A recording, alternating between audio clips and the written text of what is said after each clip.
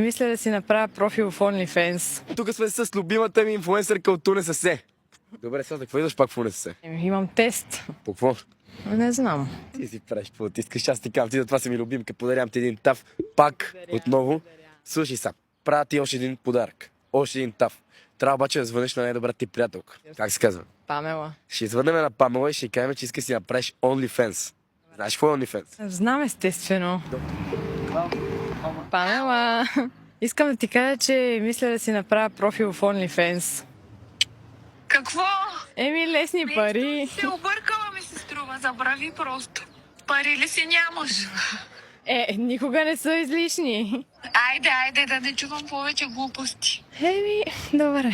Според мен Памела има OnlyFans и не иска да вземеш парите. Тя заради теб ще ме бие, като ме види.